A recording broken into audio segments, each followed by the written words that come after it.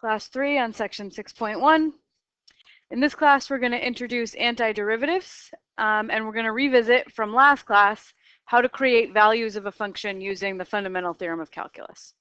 We're going to draw graphs of functions based on the graph of the derivative, which is backwards from what we did in Calc 1.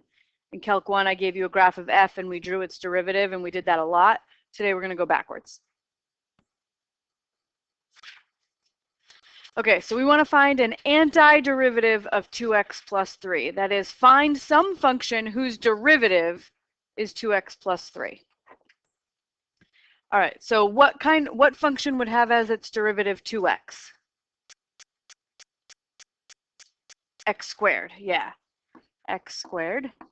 And then what function would have as its derivative 3? 3x. Okay, so there's one. That function has as its derivative 2x plus 3. Can anybody come up with a different function whose derivative is 2x plus 3? Avery?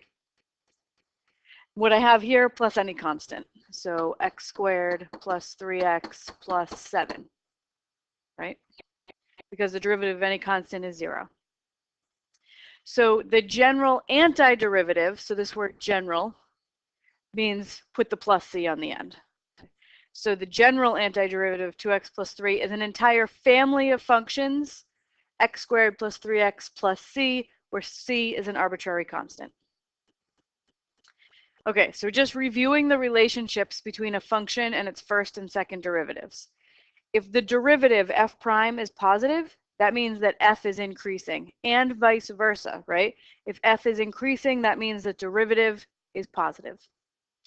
And if the derivative is negative, f prime is negative, then f is decreasing, and vice versa. That's why the arrows are pointing in both directions. F is decreasing means the derivative is negative. And then there's a relationship between the first and second derivatives and the function with concavity.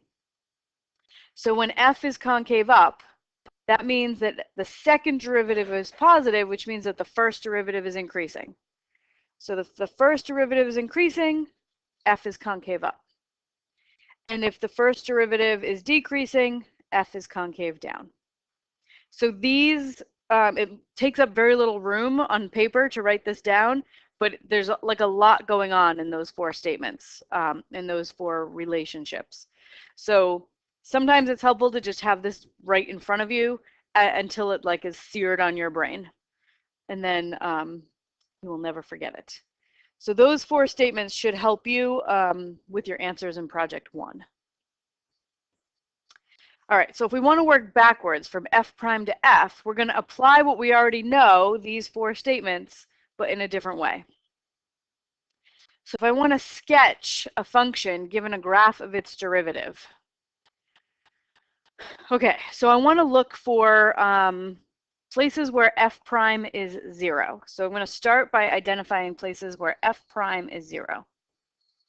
So I'm going to sort of take notes on this first graph, and then I'm going to draw it afterwards. So this is f prime, so let's keep that in mind, f prime. So when f prime is below the x-axis, that would be f prime negative, right? F prime negative, what does that say about f? F prime negative says f is decreasing. So over here, I have f decreasing until this point right here. Then f prime is above the x-axis, right? So when f prime is positive, that means that f is increasing. So now I have a maximum value. That seems important. That's like a key feature on the graph of f prime there. F prime hits a maximum. What does that tell me about f? It's a point of inflection, yeah. Because if f prime changes from increasing to decreasing, right? F prime is increasing and then f prime is decreasing. So f prime increasing, that tells me f is concave up. So here I have f concave up. And then f prime is decreasing, that tells me f is concave down. So f increasing happens all the way from here to here, right? Because all of that is above the x-axis. F prime is above the x-axis, is positive, so f is increasing on that entire interval, but it switches concavity halfway through. Okay, now all of this part of my graph of f prime is below the x-axis, which means that f prime is negative, which means that f is decreasing. So I'm going to write f decreasing. It's on this entire interval, f is decreasing, because this is all below the x-axis. And then I have this sort of this maximum point halfway between, and that has f prime decreasing and then f prime increasing, which tells me that f is concave down because f prime is decreasing, and then f prime is increasing, which tells me f is concave up. So I've got a bunch of notes about what's happening here. Let's see if I can translate it into a picture.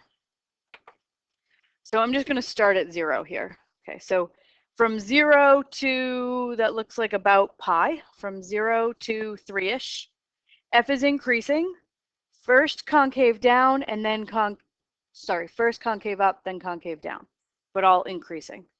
So I'm going to start it right here. And I want to draw the graph increasing until about pi. So until about here, the graph should be fully increasing, changing concavity at about right here. So increasing concave up,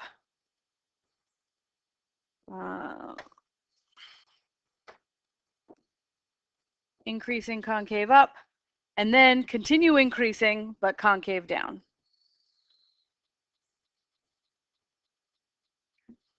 Then f is decreasing, concave down, and then concave up. So the rest of the graph, it's just decreasing, but it starts concave down and switches to concave up. So we've got concave down, and then switches to concave up. Yes.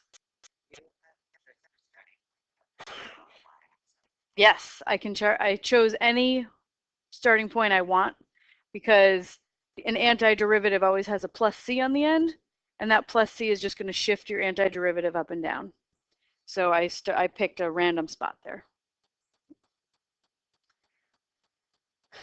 So this first graph, does it look familiar? Is that a function we know? Sine x, yeah.